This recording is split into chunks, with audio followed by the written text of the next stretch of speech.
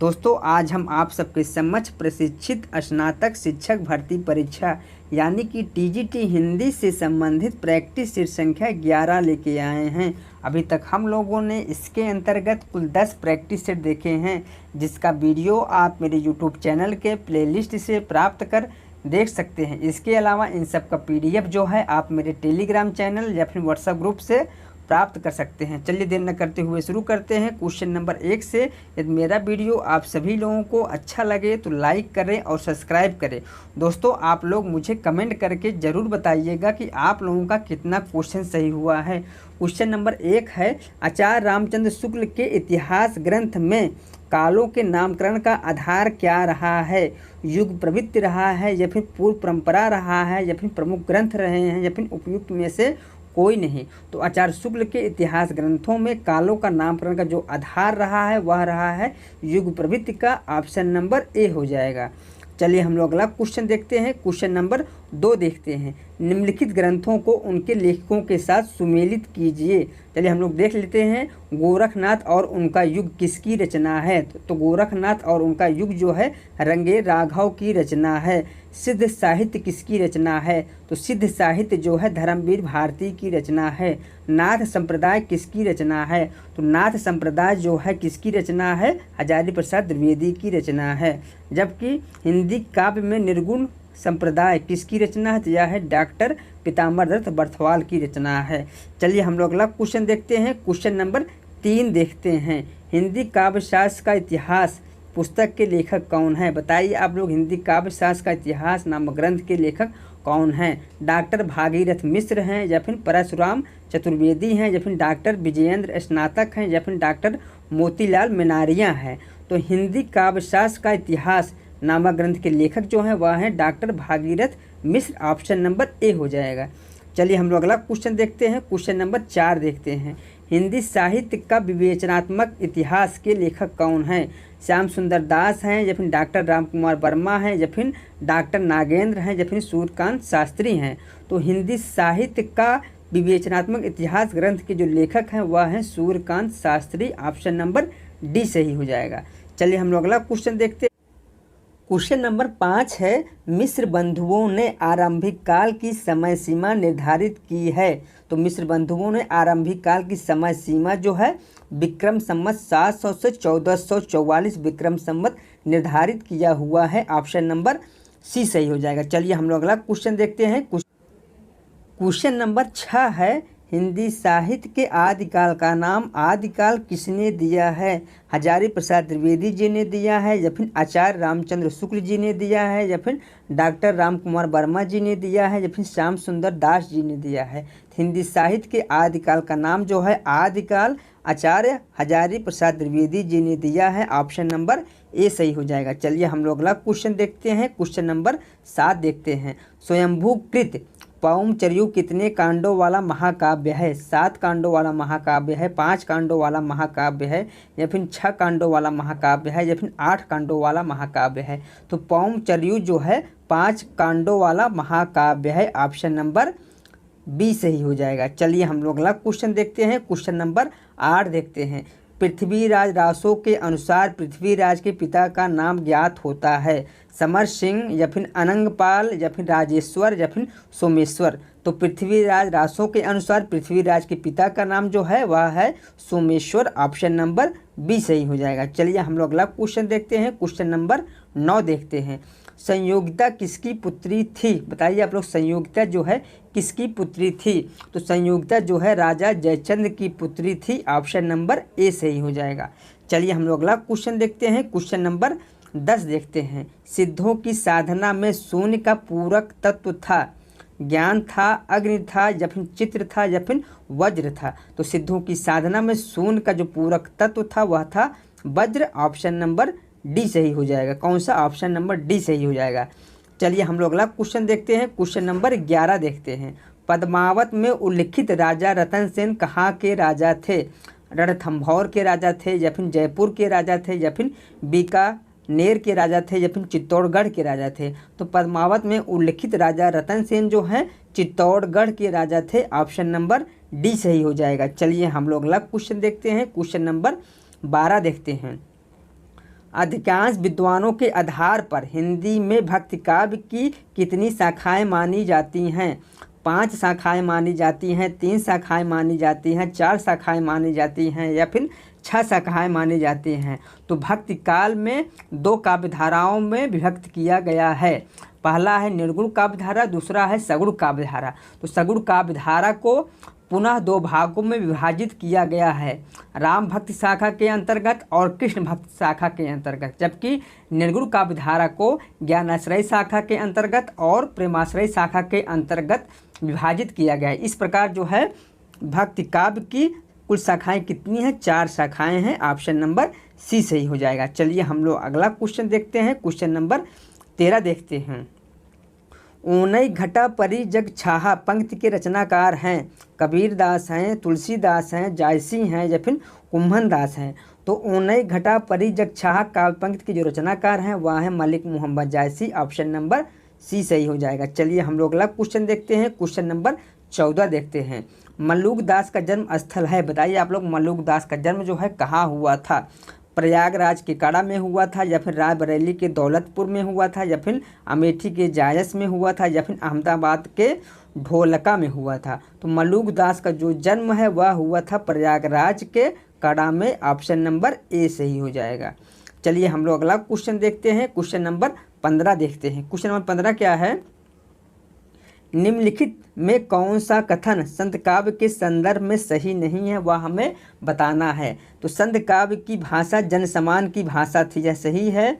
संत काव्य में शास्त्रीय ज्ञान को परम आवश्यक माना गया था। तो दोस्तों संत काव्य में शास्त्रीय ज्ञान को परम आवश्यक नहीं माना गया था, जबकि संत काव्य आत्मानुभूति पर अधिक बल देता है, यह भी सही है। संत काव्य में धार्मिक रूढ़ियों और परंपराओं के अंधानुकरण का विरोध है, यह भी सही है। इसलिए ऑप्शन नंबर इसमें बी सही हो जाएगा। चलिए हम लोग अगला क्वेश्चन देखते हैं। क्वेश्चन नंबर 16 देखते हैं। क्वेश्चन नंबर 16 है, साधना के 3 अवयव बताए गए हैं, निम्नलिखित में से कौन सा एक साधना का अवयव नहीं है, वह हमें बताना है। तो साधना के जो 3 अवयव हैं वह है भक्ति है, कर्म है और ज्ञान है, जबकि मन जो है साधना का अवयव नहीं है। इसलिए ऑप्शन नंबर डी सही हो जाएगा। चलिए हम लोग अगला क्वेश्चन देखते हैं। क्वेश्चन नंबर 17 देखते हैं। जो नर दुख में दुख नहीं माने, किसकी प्रसिद्ध पंक्ति हैं? दादू दयाल की है या फिर सुंदरदास की है या फिर गुरु नानक की है या फिर रैदास की है? तो उपयुक्त जो काव्य पंक्ति है यह है गुरु नानक का। ऑप्शन नंबर सी सही हो जाएगा। कौन सा? ऑप्शन नंबर सी सही हो जाएगा। चलिए हम लोग अगला क्वेश्चन देखते हैं। क्वेश्चन नंबर 18 देखते हैं। इनायत एक प्रसिद्ध सूफी शब्द है जिसका अर्थ होता है मृत्यु होता है या फिर एकाकार होता है या फिर कृपालुता होता है या फिर सेवा होता है। तो इनायत का जो अर्थ होता है वह होता है कृपालुता। ऑप्शन नंबर सी सही हो जाएगा। चलिए हम लोग अगला क्वेश्चन देखते हैं। क्वेश्चन नंबर 19 है, राम कथा उत्पत्ति और विकास नामक समीक्षात्मक ग्रंथ के लेखक कौन हैं? डॉक्टर उदयभान मिश्र हैं या फिर डॉक्टर भागीरथ मिश्र हैं या फिर सूर्यकांत त्रिपाठी निराला हैं या फिर फादर कामिल बुल्के हैं? तो राम कथा उत्पत्ति और विकास नामक समीक्षात्मक ग्रंथ के जो लेखक हैं वह हैं फादर कामिल बुल्के। ऑप्शन नंबर डी सही हो जाएगा। चलिए हम लोग अगला क्वेश्चन देखते हैं। राम को काम कहा रिप जीतहि, कौन कहे रिप जीत्यो कहा? उपयुक्त पंक्ति किस कवि की है? तुलसीदास की है, केशवदास की है या फिर नाभादास की है या फिर सेनापति की है? तो उपयुक्त पंक्ति जो है वह है केशवदास का। ऑप्शन नंबर बी सही हो जाएगा। चलिए हम लोग अगला क्वेश्चन देखते हैं। क्वेश्चन नंबर 21 देखते हैं। नगर शोभा किसकी रचना है? रहीम दास की है, सेनापति की है, घनानंद की है या फिर रसखान की है? तो नगर शोभा जो है रहीम दास की रचना है। ऑप्शन नंबर ए सही हो जाएगा। चलिए हम लोग अगला क्वेश्चन देखते हैं। क्वेश्चन नंबर 22 देखते हैं। निम्नलिखित में से कौन सा संप्रदाय उनके प्रवर्तक संस्थापक के साथ सुनियमित नहीं है, वह हमें बताना है। तो रुद्र संप्रदाय जो है विष्णु स्वामी का, यह सही है। गौड़ी संप्रदाय चैतन्य महाप्रभु का है, यह भी सही है। राधा वल्लभ संप्रदाय हित हरिवंश का है, यह भी सही है। जबकि स्मार्ट संप्रदाय जो है माधवाचार्य का ना होकर के किसका? शंकराचार्य का है। स्मार्ट संप्रदाय किसका है? शंकराचार्य का है। जबकि माधवाचार्य का जो संप्रदाय है वह है ब्रह्म संप्रदाय। इसलिए ऑप्शन नंबर बी सही हो जाएगा। चलिए हम लोग अगला क्वेश्चन देखते हैं। क्वेश्चन नंबर 23 देखते हैं। रामानंद के गुरु कौन थे? बताइए आप लोग, रामानंद के गुरु कौन थे? तो रामानंद के गुरु जो थे वह थे राघवानंद। ऑप्शन नंबर बी सही हो जाएगा। चलिए हम लोग अगला क्वेश्चन देखते हैं। क्वेश्चन नंबर 24 देखते हैं। उत्तर मध्यकाल के नामकरण के संबंध में किस लेखक का नाम असंगत है, वह हमें बताना है। तो अलंकृत काल जो है मिश्र बंधुओं द्वारा दिया गया, यह बिल्कुल सही है।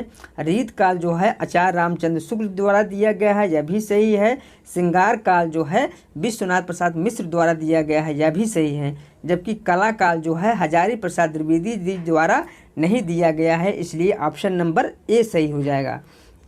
कला काल जो है नामकरण जो कि किसके द्वारा किया गया है, तो वह किया गया है रमाशंकर शुक्ल रसाल के द्वारा। जबकि हजारी प्रसाद, क्वेश्चन देखते हैं। क्वेश्चन नंबर 25 देखते हैं। निम्नलिखित में से कौन सा कवि डॉक्टर नागेंद्र के अनुसार रीतबद्ध कवियों के अंतर्गत नहीं आता है? रसनिधि हैं या फिर वृंद कवि हैं या फिर पजनेश हैं या फिर घनानंद हैं? इसमें जो ऑप्शन सही हो जाएगा ऑप्शन नंबर डी हो जाएगा, घनानंद। कौन हो जाएगा? घनानंद। चलिए हम लोग अगला क्वेश्चन देखते हैं। क्वेश्चन नंबर 26 देखते हैं। आनंद अरुणोदय किसकी काव्यकृति है? प्रेमघन की है या फिर भारतेंदु हरिश्चंद्र की है या फिर महावीर प्रसाद द्विवेदी की है या फिर हजारी प्रसाद द्विवेदी की है? तो आनंद अरुणोदय जो है काव्यकृत किसका है? तो यह है प्रेमघन का। ऑप्शन नंबर ए सही हो जाएगा। चलिए हम लोग अगला क्वेश्चन देखते हैं। क्वेश्चन नंबर 27 देखते हैं। भारतेंद्र युग में समस्या पूर्ति से संबंधित निम्नलिखित चर्चित पंक्ति के रचनाकार कौन हैं? प्यारे तिहारे निहारे बिना अखिया दुखिया नहीं मानत, यह किसकी काव्य पंक्ति है? भारतेंदु हरिश्चंद्र की है या फिर प्रेमघन की है या फिर नवीन की है या फिर प्रताप नारायण मिश्र की है? तो उपयुक्त जो काव्य पंक्ति है यह है भारतेंदु हरिश्चंद्र का। ऑप्शन नंबर ए सही हो जाएगा। चलिए हम लोग अगला क्वेश्चन देखते हैं। क्वेश्चन नंबर 28 देखते हैं। वीराष्टक और कलकासी रचनाओं के रचनाकार कौन है? सत्यनारायण कविरत्न हैं या फिर श्रीधर पाठक हैं या फिर जगन्नाथ दास रत्नाकर हैं या फिर लाला भगवान दीन हैं? तो इसमें जो सही ऑप्शन हो जाएगा ऑप्शन नंबर सी हो जाएगा, जगन्नाथ दास रत्नाकर की यह दोनों रचना है। ऑप्शन नंबर सी हो जाएगा। चलिए हम लोग अगला क्वेश्चन देखते हैं। क्वेश्चन नंबर 29 है। आओ खुली बयार नवगीत के रचनाकार हैं? ठाकुर प्रसाद सिंह हैं या फिर राजेंद्र प्रसाद सिंह हैं या फिर वीरेंद्र मिश्र हैं या फिर रामदरस मिश्र हैं? तो आओ खुली बयार नवगीत के जो रचनाकार हैं वह है Rajendra Prasad Singh. Option number B सही हो जाएगा। चलिए हम लोग अगला क्वेश्चन देखते हैं। क्वेश्चन नंबर 30 देखते हैं। निम्नलिखित में से किस कवि का संबंध तीसरा सप्तक से है? मदन वत्सायन का है या फिर धर्मवीर भारती का है या फिर नेमचंद जैन का है या फिर अवधेश कुमार का है? तो तीसरा सप्तक के जो कवि हैं वह है मदन वत्सायन। ऑप्शन नंबर ए सही हो जाएगा। चलिए हम लोग अगला क्वेश्चन देखते हैं। क्वेश्चन नंबर 31 देखते हैं। शिला पंख चमकीले किस सप्तक के कवि से संबंधित रचना है? तार सप्तक या फिर दूसरा सप्तक या फिर तीसरा सप्तक या फिर चौथा सप्तक? तो शिला पंख चमकीले यह जो रचना है यह तार सप्तक से संबंधित है। ऑप्शन नंबर ए हो जाएगा। शिला पंख चमकीले किसकी रचना है? तो शिला पंख चमकीले जो है गिरिजा कुमार माथुर की काव्य रचना है। चलिए हम लोग अगला क्वेश्चन देखते हैं। क्वेश्चन नंबर 32 देखते हैं। मयंक मंजरी किसका नाटक है? बताइए आप लोग, मयंक मंजरी जो है किसका नाटक है? देवकी नंदन खत्री का है या फिर प्रताप नारायण मिश्र का है या फिर किशोरी लाल गोस्वामी का है या फिर अंबिका दत्त व्यास का है? तो मयंक मंजरी जो है किशोरी लाल गोस्वामी का रचना है। ऑप्शन नंबर सी सही हो जाएगा। चलिए हम लोग अगला क्वेश्चन देखते हैं। क्वेश्चन नंबर 33 देखते हैं। राज रानी सीता नाटक के लेखक कौन है? बताइए आप लोग, राज रानी सीता नाटक के लेखक कौन हैं? डॉक्टर राम कुमार वर्मा हैं या फिर वृंदावन लाल वर्मा हैं या फिर भुवनेश्वर प्रसाद हैं या फिर उदय शंकर भट्ट हैं? तो राज रानी सीता नाटक के जो लेखक हैं वह है Ram Kumar Verma. Option number A सही हो जाएगा। चलिए हम लोग अगला क्वेश्चन देखते हैं। क्वेश्चन नंबर 34 देखते हैं।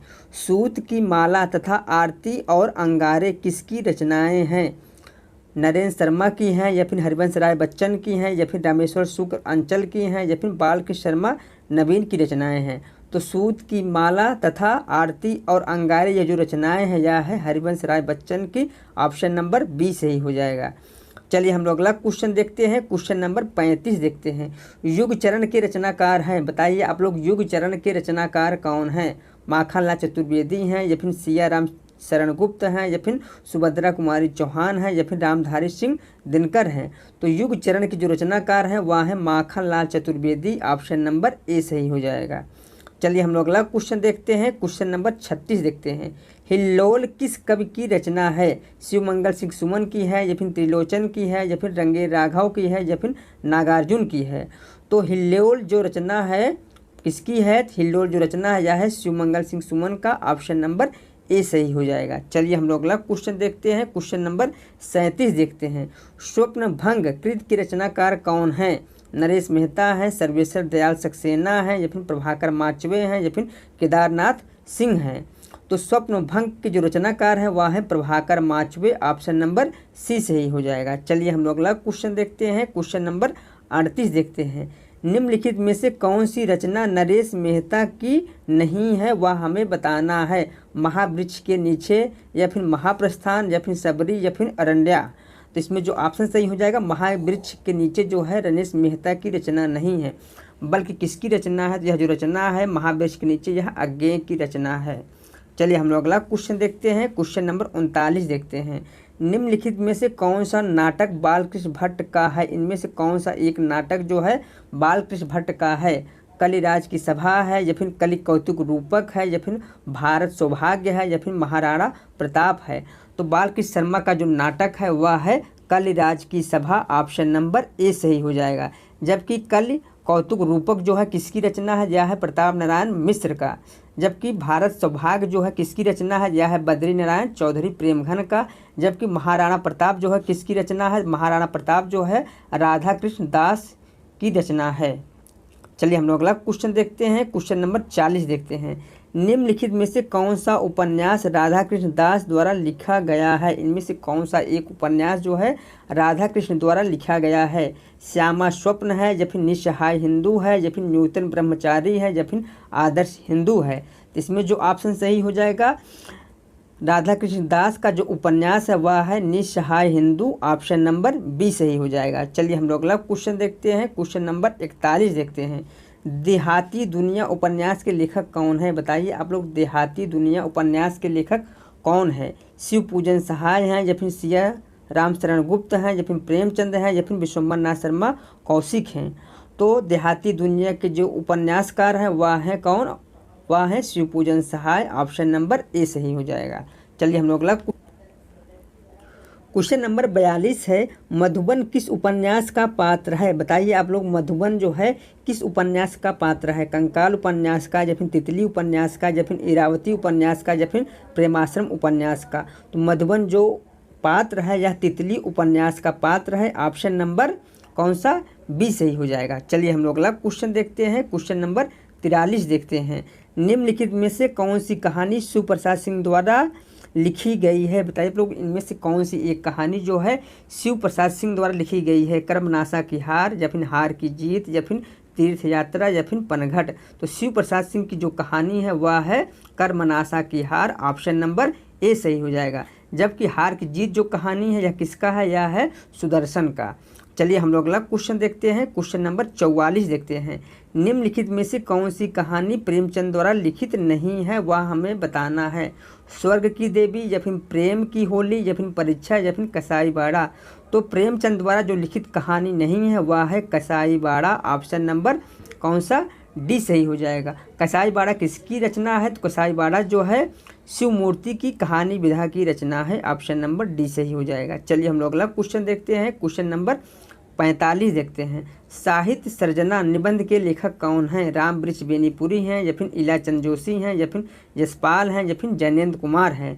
तो साहित्य सर्जना निबंध के जो लेखक हैं वह हैं Ilachand Joshi. Option number B सही हो जाएगा। चलिए हम लोग अगला क्वेश्चन देखते हैं। क्वेश्चन नंबर 46 देखते हैं।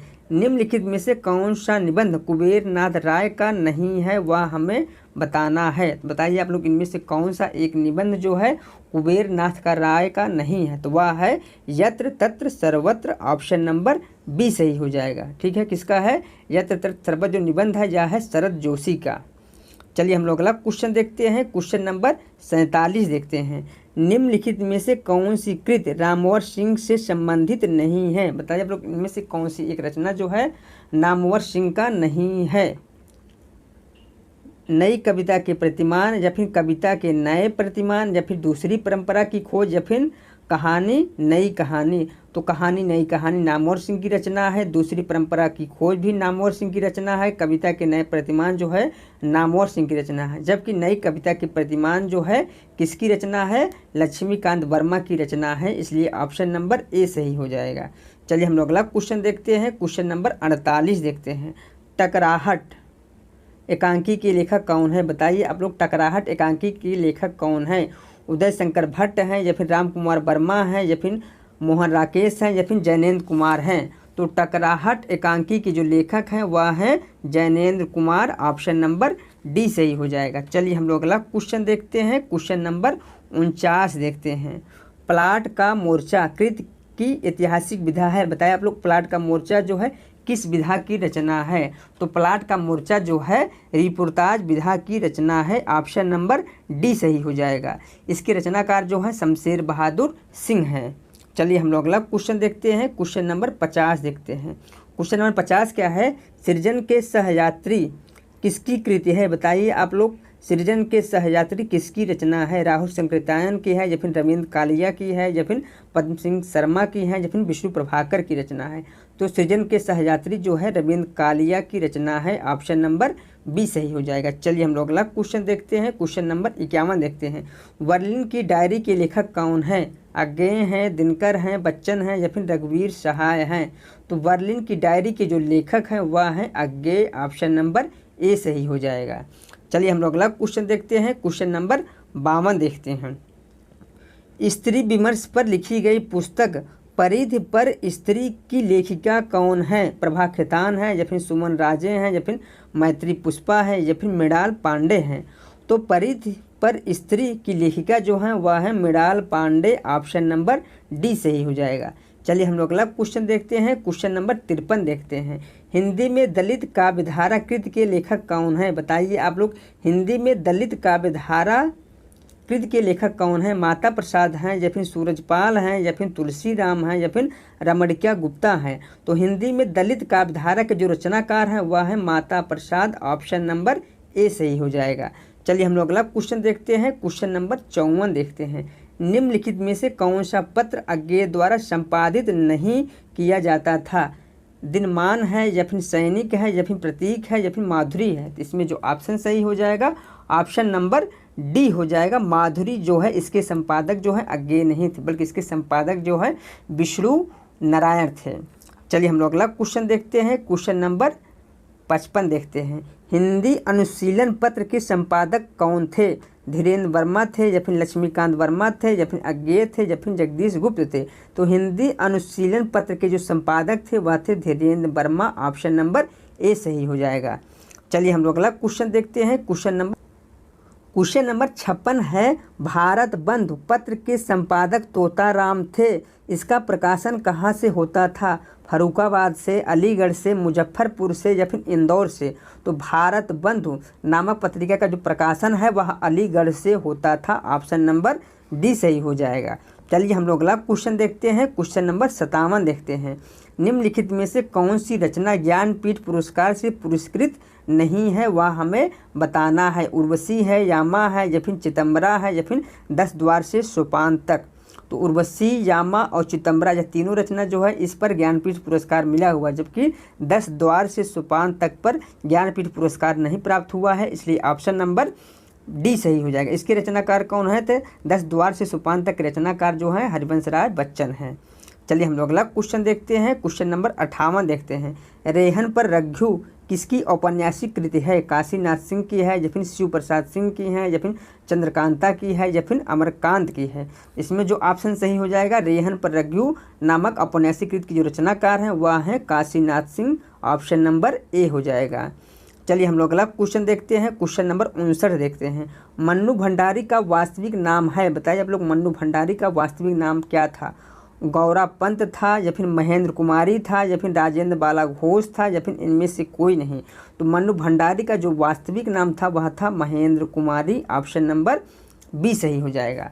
चलिए हम लोग अगला क्वेश्चन देखते हैं, क्वेश्चन नंबर 60 देखते हैं। क्वेश्चन नंबर 60 क्या है, फूल हंसे कलियां मुस्काई, जगी वनस्पतियां मुख धोती शीतल जल से। इस पंक्ति में कौन सा अलंकार है? दीपक अलंकार है, मानवीकरण अलंकार है, या फिर निदर्शना अलंकार है, या फिर अन्योक्त अलंकार है? तो इस पंक्ति में जो अलंकार है वह है मानवीकरण अलंकार। ऑप्शन नंबर बी सही हो जाएगा। चलिए हम लोग अगला क्वेश्चन नंबर 61 है। साधु भक्तों में सुयोगी संयमी बढ़ने लगे, सभ्यता की सीढ़ियों पर सूरमा चढ़ने लगे। प्रस्तुत पंक्तियों की रचना किस छंद में की गई है? हर गीतिका छंद में की गई है, या फिर गीतिका छंद में की गई है, या फिर रोला छंद में की गई है, या फिर वर्वे छंद में की गई है? तो उपयुक्त जो काव्य पंक्ति है वह गीतिका छंद में की गई है। ऑप्शन नंबर बी सही हो जाएगा। चलिए हम लोग अगला क्वेश्चन देखते हैं। क्वेश्चन नंबर 62 देखते हैं। समता लह सीतम भया, मिट्टी मोह की ताप, निस्वासर सुखनिधि लहर, अंतर प्रकटया आप। उपयुक्त का पंक्ति में कौन सा रस है? शांत रस है, वात्सल्य रस है, या फिर श्रृंगार रस है, या फिर अद्भुत रस है? तो उपयुक्त का पंक्तियों में जो रस है वह है शांत रस। ऑप्शन नंबर ए सही हो जाएगा। चलिए हम लोग अगला क्वेश्चन देखते हैं। क्वेश्चन नंबर 63 देखते हैं। अभिधान प्रकार विशेषा चालंकारा किस आचार्य ने कहा है? आचार्य दंडी ने कहा है, या फिर आचार्य रुद्रक ने कहा है, या फिर उद्भट ने कहा है, या फिर रुद्रट ने कहा है? तो अभिधान प्रकार विशेषा चालंकारा जो है रुद्रट ने कहा है। ऑप्शन नंबर डी सही हो जाएगा। चलिए हम लोग अगला क्वेश्चन देखते हैं। क्वेश्चन नंबर 64 देखते हैं। ब्रजबुल कहाँ पर प्रचलित रही है? बताइए आप लोग, ब्रजबुल जो है कहाँ पर प्रचलित रही है? बंगाल में, या फिर असम में, या फिर मध्य प्रदेश में, या फिर ए बी दोनों में? इसमें जो ऑप्शन सही हो जाएगा, ब्रज भाषा की नकल पर बंगाल और असम में ब्रजबुल शैली प्रचलित रही है, इसलिए ऑप्शन नंबर डी सही हो जाएगा। ए और बी, बंगाल और असम दोनों में। चलिए हम लोग अगला क्वेश्चन देखते हैं। क्वेश्चन नंबर 65 देखते हैं। निम्नलिखित में से कौन सी बोली जो है आकार बहुला है? बताइए आप लोग, इनमें से कौन सी एक बोली जो है आकार बहुला है? कौरवी है, ब्रजभाषा है, कन्नौजी है, या फिर बुंदेली है?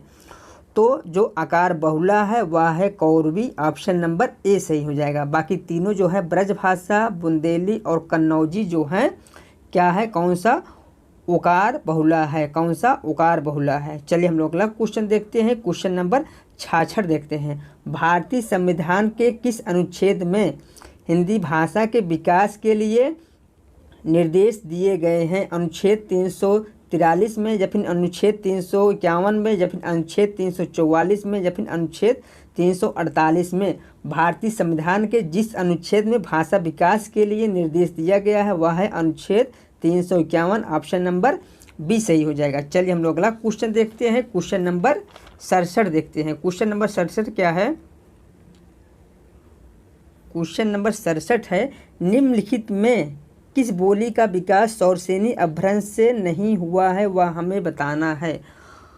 कौरवी है, बांगरू है, कन्नौजी है, या फिर बाघेली है? तो सौरसेनी अपभ्रंश से जिसका विकास हुआ है वह है कौरवी, बांगरू और कन्नौजी, जबकि बाघेली का विकास जो है किस अपभ्रंश से हुआ है? अर्धमागधी अपभ्रंश से हुआ है। ऑप्शन नंबर डी सही हो जाएगा। चलिए हम लोग अगला क्वेश्चन देखते हैं। क्वेश्चन नंबर 68 देखते हैं। निम्नलिखित में से कौन सा वर्ण जो है महाप्राण है? बताया आप लोग, इनमें से कौन सा एक वर्ण जो है महाप्राण है? का और गा है, या फिर चा और जा है, या फिर खा और फा है, या फिर ता और दा है? तो महाप्राण जो है वह है खा और फा। ऑप्शन नंबर सी सही हो जाएगा। चलिए हम लोग अगला क्वेश्चन नंबर 69 है। निम्नलिखित में किस वर्ण का उच्चारण स्थान दंतोष्ठ है? तो बताइए आप लोग, किस वर्ण का जो उच्चारण स्थान है वह दंतोष्ठ है? बा है, वा है, ओ है, या फिर ए है? तो जिस वर्ण का उच्चारण स्थान दंतोष्ठ है वह है वा। ऑप्शन नंबर बी सही हो जाएगा। चलिए हम लोग अगला क्वेश्चन देखते हैं। क्वेश्चन नंबर 70 देखते हैं। निम्नलिखित में से कौन से अग्रस्वर है? तब इनमें से कौन सा एक अग्रस्वर है? तो इसमें जो अग्रस्वर है वह है छोटी ई और ए। ऑप्शन नंबर ए सही हो जाएगा। चलिए हम लोग अगला क्वेश्चन देखते हैं। क्वेश्चन नंबर 71 देखते हैं। बहादुर किस भाषा का शब्द है? बताइए आप लोग, बहादुर जो है किस भाषा का शब्द है? बांग्ला का है, अरबी का है, फारसी का है, या फिर तुर्की का है? तो बहादुर जो है तुर्की भाषा का शब्द है। ऑप्शन नंबर डी सही हो जाएगा। चलिए हम लोग अगला क्वेश्चन देखते हैं। क्वेश्चन नंबर 72 देखते हैं। आहूत का विलोम क्या होगा, बताइए आप लोग, आहूत का विलोम क्या होगा। तो आहूत का विलोम जो होता है वह होता है अनाहूत। ऑप्शन नंबर बी सही हो जाएगा। चलिए हम लोग अगला क्वेश्चन देखते हैं। क्वेश्चन नंबर 73 देखते हैं। निम्नलिखित में से कौन सा वाक्य अशुद्ध है वह हमें बताना है। बताइए आप लोग, इनमें से कौन सा एक वाक्य है जो अशुद्ध है। परमात्मा के अनेक नाम हैं, या फिर शिक्षा प्रणाली जनोपयोगी होनी चाहिए, या फिर मैं सब परिवार सानंदित हूँ, या फिर वे सब प्रकार के दोषों से मुक्त हैं। तो इसमें जो अशुद्ध है वह है मैं सपरिवार सानंदित हूँ। तो यहाँ सही ऑप्शन जो होना चाहिए था वह होना चाहिए था मैं सपरिवार आनंदित हूँ, इसलिए ऑप्शन नंबर यहाँ सी हो जाएगा। चलिए हम लोग अगला क्वेश्चन देखते हैं। क्वेश्चन नंबर 74 देखते हैं। निम्नलिखित में, क्वेश्चन नंबर 74 है, क्वेश्चन नंबर 74 है, निम्नलिखित में अशुद्ध वर्तनी वाला शब्द का चयन करना है। बताइए आप लोग, इनमें से कौन सा एक अशुद्ध वर्तनी वाला शब्द है। भास्कर है, या फिर अनुग्रहित है, या फिर अधीन है, या फिर गाधी है। तो अशुद्ध वर्तनी वाला जो शब्द है वह है भास्कर। ऑप्शन नंबर ए सही हो जाएगा। चलिए हम लोग अगला क्वेश्चन देखते हैं। क्वेश्चन नंबर 75 देखते हैं। बहुत तेज चलने वाला के लिए एक शब्द क्या होगा। बताइए आप लोग, बहुत तेज चलने वाला के लिए एक शब्द क्या होगा। तो बहुत तेज चलने वाले के लिए जो एक शब्द होगा वह होगा द्रुतगामी। ऑप्शन नंबर सी सही हो जाएगा। चलिए हम लोग अगला क्वेश्चन देखते हैं। क्वेश्चन नंबर 76 देखते हैं। निम्नलिखित में से कौन सा शब्द तत्सम है। बताइए आप लोग, इनमें से कौन सा एक शब्द तत्सम है। खेत है, रानी है, शक्कर है, या फिर कंकड़ है। तो इसमें जो तत्सम शब्द है वह है कंकड़। ऑप्शन नंबर डी सही हो जाएगा। बाकी तीनों जो है तद्भव शब्द हैं। तो बाकी जो तीनों शब्द हैं इसका आप लोग मुझे कमेंट करके बताइएगा कि इसका तत्सम क्या होगा। चलिए हम लोग अगला क्वेश्चन देखते हैं। क्वेश्चन नंबर 77 देखते हैं। निम्नलिखित में से तद्भव शब्द कौन सा है। मतलब इनमें से कौन सा तद्भव शब्द है। इसमें जो तद्भव शब्द है वह है आंसू। ऑप्शन नंबर सी सही हो जाएगा। इसका जो तत्सम होगा आंसू का वह होगा अश्रु। ऑप्शन नंबर सी हो जाएगा। चलिए हम लोग अगला क्वेश्चन देखते हैं। क्वेश्चन नंबर 78 देखते हैं। विशेषण जिस संज्ञा की विशेषता बताता है उसे क्या कहते हैं। संख्यावाचक विशेषण कहते हैं, या फिर सर्वनामिक विशेषण कहते हैं, या फिर विशेष कहते हैं, या फिर गुणवाचक विशेषण कहते हैं। तो विशेषण जिस संज्ञा की विशेषता बताता है उसे विशेष कहते हैं। ऑप्शन नंबर सी सही हो जाएगा। चलिए हम लोग अगला क्वेश्चन देखते हैं। निम्नलिखित में यमुना का पर्यायवाची शब्द नहीं है। बताए आप लोग, इनमें से कौन सा एक यमुना का पर्यायवाची शब्द नहीं है। तो यमुना का जो पर्यायवाची शब्द है वह है अर्कजा, कृष्णा और हंसुता। जबकि कुलंकसा जो है यमुना का पर्यायवाची शब्द नहीं है। कुलंकसा जो है नदी का पर्यायवाची शब्द है, इसलिए ऑप्शन नंबर ए सही हो जाएगा। चलिए हम लोग अगला क्वेश्चन देखते हैं। क्वेश्चन नंबर 80 देखते हैं। अंधेर नगरी चौपट राजा का सही अर्थ है। अपात्र को सम्मानित करना, या फिर अंधेर नगरी में राजा का चुनाव, या फिर अज्ञानियों में अल्पज्ञ को बुद्धिमान मानना, या फिर कुप्रशासन व उदासीन जनता। तो अंधेर नगरी चौपट राजा का जो अर्थ है वह है कुप्रशासन व उदासीन जनता। ऑप्शन नंबर डी सही हो जाएगा। चलिए हम लोग अगला क्वेश्चन देखते हैं। क्वेश्चन नंबर 81 देखते हैं। आंखें बिछाना मुहावरे का सही अर्थ क्या है। प्रेम पूर्वक स्वागत करना, या फिर उपेक्षा करना, या फिर देखने के लिए आतुर होना, या फिर चौकस होना। तो आंखें बिछाना मुहावरे का जो सही अर्थ है वह है प्रेम पूर्वक स्वागत करना। ऑप्शन नंबर ए हो जाएगा। कौन सा, ऑप्शन नंबर ए सही हो जाएगा। चलिए हम लोग अगला क्वेश्चन देखते हैं। क्वेश्चन नंबर 82 देखते हैं। सम सम शब्द युग्म का सही अर्थ वाला युग्म कौन सा है। तो इसका जो सही अर्थ वाला युग्म शब्द है वह है समान और मोक्ष। ऑप्शन नंबर बी सही हो जाएगा। चलिए हम लोग अगला क्वेश्चन देखते हैं। क्वेश्चन नंबर 83 देखते हैं। त्रिपुरारी शब्द है। बताए आप लोग, त्रिपुरारी जो शब्द है कैसा शब्द है। यौगिक है, ऋण है, या फिर योग ऋण है, या फिर इनमें से कोई नहीं। जो त्रिपुरारी शब्द है यह योग ऋण शब्द है। ऑप्शन नंबर सी सही हो जाएगा। चलिए हम लोग अगला क्वेश्चन देखते हैं। क्वेश्चन नंबर 84 देखते हैं। मज्जन फल पेखी तत्काला, काक होई पिक बकहूँ मराला। उपयुक्त काव्य पंक्ति में कौन सा अलंकार है। असंगत अलंकार है या फिर विभावना अलंकार है या फिर विरोधाभास अलंकार है या फिर मानवीकरण अलंकार है। तो उपयुक्त काव्यांश में जो अलंकार है वह है विरोधाभास अलंकार। ऑप्शन नंबर सी सही हो जाएगा। देखते हैं क्वेश्चन नंबर 85 देखते हैं। भाववाच्य संबंधित वाक्य कौन सा है? बताइए आप लोग इनमें से कौन सा एक वाक्य जो है भाववाच्य संबंधित है? सर्दियों में रोज नहाया नहीं जाता, या फिर वृद्ध आराम से बैठ नहीं सकता, या फिर लोग खुलकर हंस रहे हैं, या फिर रामचरितमानस ग्रंथ तुलसीदास द्वारा लिखा गया है। तो भाववाच्य जो वाक्य है वह है सर्दियों में रोज नहाया नहीं जाता। ऑप्शन नंबर ए हो जाएगा। चलिए हम लोग अगला क्वेश्चन देखते हैं। क्वेश्चन नंबर 86 देखते हैं। निम्नलिखित में से कौन सा उदाहरण एक वचन है? बताइए आप लोग इनमें से कौन सा एक उदाहरण जो है एक वचन है? तो वह है अपनी मातृभाषा। ऑप्शन नंबर डी सही हो जाएगा। कौन सा? ऑप्शन नंबर डी सही हो जाएगा। चलिए हम लोग अगला क्वेश्चन देखते हैं। क्वेश्चन नंबर 87 देखते हैं। निम्नलिखित में स्त्रीलिंग शब्द का चयन कीजिए। बताइए आप लोग इनमें से कौन सा एक स्त्रीलिंग शब्द है? तो स्त्रीलिंग जो शब्द है वह है कथा। ऑप्शन नंबर डी सही हो जाएगा। बाकी तीनों जो हैं पुल्लिंग शब्द हैं। चलिए हम लोग अगला क्वेश्चन देखते हैं। क्वेश्चन नंबर 88 देखते हैं। पिताजी दफ्तर पहुंचते होंगे किस काल का वाक्य है? समान भूत, या फिर संभाव्य भूत, या फिर संदिग्ध वर्तमान, या फिर अपूर्ण वर्तमान। इसमें जो ऑप्शन सही हो जाएगा ऑप्शन नंबर सी हो जाएगा, संदिग्ध वर्तमान। Option number C. चलिए हम लोग अगला क्वेश्चन देखते हैं। जिस विकारी शब्द के प्रयोग से हम किसी वस्तु के विषय में कुछ विधान करते हैं उसे कहते हैं संज्ञा कहते हैं, सर्वनाम कहते हैं, क्रिया कहते हैं, या फिर विशेषण कहते हैं। तो उसे जो है क्रिया कहते हैं। ऑप्शन नंबर सी सही हो जाएगा। चलिए हम लोग अगला क्वेश्चन देखते हैं। मध्यम पुरुष सर्वनाम का उदाहरण है। बताइए आप लोग मध्यम पुरुष सर्वनाम का उदाहरण है। मैं है, आप है, वह है, या फिर वे हैं। तो मध्यम पुरुष सर्वनाम का जो उदाहरण है वह है आप। ऑप्शन नंबर बी सही हो जाएगा। चलिए हम लोग अगला क्वेश्चन देखते हैं। क्वेश्चन नंबर 91 देखते हैं। श्रीष में कौन सा समास है? बताइए आप लोग श्रीष में कौन सा समास है? कर्मधारय समास है, द्विगु समास है, या फिर बहुब्रीहि समास है, या फिर तत्पुरुष समास है? तो इसमें जो ऑप्शन सही हो जाएगा ऑप्शन नंबर सी हो जाएगा, बहुब्रीहि समास है। चलिए हम लोग अगला क्वेश्चन देखते हैं। क्वेश्चन नंबर 92 देखते हैं। क्वेश्चन नंबर 92 क्या है? निम्नलिखित में से कौन सा शब्द कामदेव का पर्यायवाची नहीं है? बताइए आप लोग इनमें से कौन सा एक शब्द जो है कामदेव का पर्यायवाची शब्द नहीं है? तो वह है राकापत। राकापत जो है कामदेव का पर्यायवाची शब्द नहीं है बल्कि चंद्रमा का पर्यायवाची शब्द है, इसलिए ऑप्शन नंबर डी सही हो जाएगा। बाकी तीनों जो है कामदेव के पर्यायवाची शब्द हैं। चलिए हम लोग अगला क्वेश्चन देखते हैं। क्वेश्चन नंबर 93 देखते हैं। सरोज का संधि विच्छेद होगा। बताइए आप लोग सरोज का संधि विच्छेद क्या होगा? तो सरोज का जो संधि विच्छेद होगा वह होगा सरह प्लस जा। ऑप्शन नंबर डी सही हो जाएगा। चलिए हम लोग अगला क्वेश्चन देखते हैं। क्वेश्चन नंबर 94 देखते हैं। ज्योति प्लस आदित्य का संधि होगी। बताइए आप लोग ज्योति प्लस आदित्य की संधि क्या होगी? तो वह होगा ज्योतिरादित्य। ऑप्शन नंबर डी सही हो जाएगा। चलिए हम लोग अगला क्वेश्चन देखते हैं। क्वेश्चन नंबर 95 देखते हैं।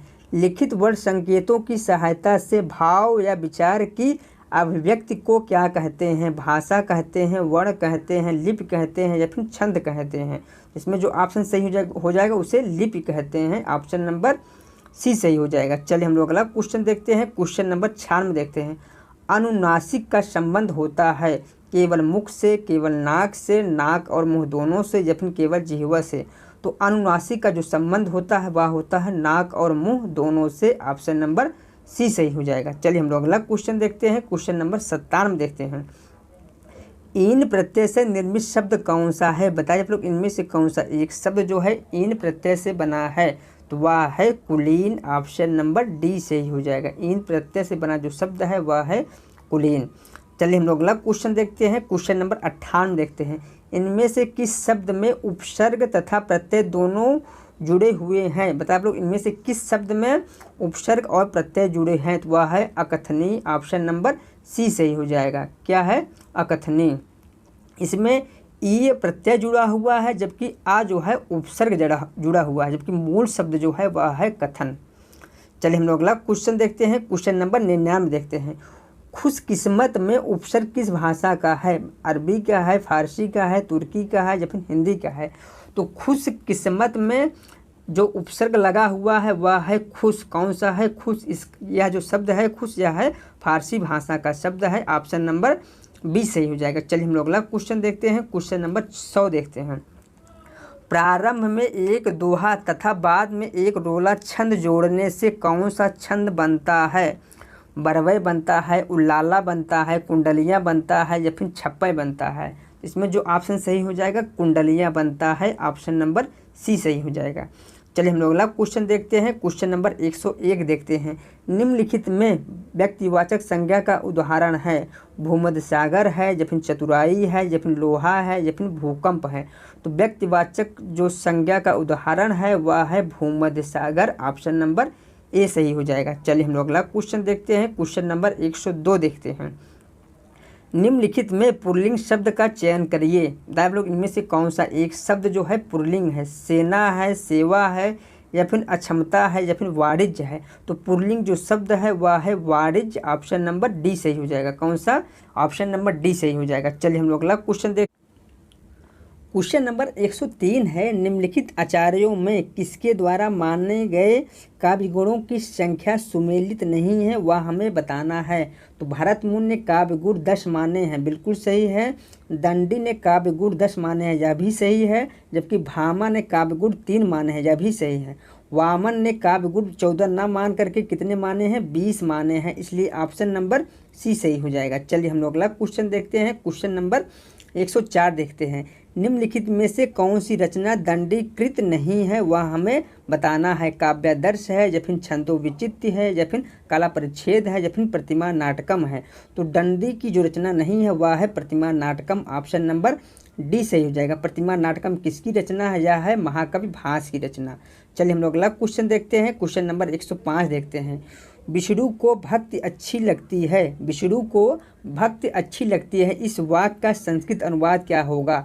तो इसका जो संस्कृत अनुवाद होगा वह होगा विष्णुवे रोचते भक्ति, ऑप्शन नंबर डी सही हो जाएगा। चलिए हम लोग अगला क्वेश्चन देखते हैं। क्वेश्चन नंबर 106 देखते हैं। कवि शब्द पुल्लिंग इकारांत का षष्ठी बहुवचन रूप क्या होगा? तो इसका जो षष्ठी बहुवचन रूप होगा वह होगा कवि नाम, ऑप्शन नंबर सी सही हो जाएगा। चलिए हम लोग अगला क्वेश्चन देखते हैं। क्वेश्चन नंबर 107 देखते हैं। किम शब्द स्त्रीलिंग में पंचमी विभक्त एक वचन रूप क्या होगा? बताइए आप लोग, किम शब्द में स्त्रीलिंग में पंचमी विभक्त एक वचन रूप क्या होगा? तो वह होगा काश्य, ऑप्शन नंबर ए सही हो जाएगा। कौन सा? ऑप्शन नंबर ए सही हो जाएगा। चलिए हम लोग अगला क्वेश्चन देखते हैं। क्वेश्चन नंबर 108 देखते हैं।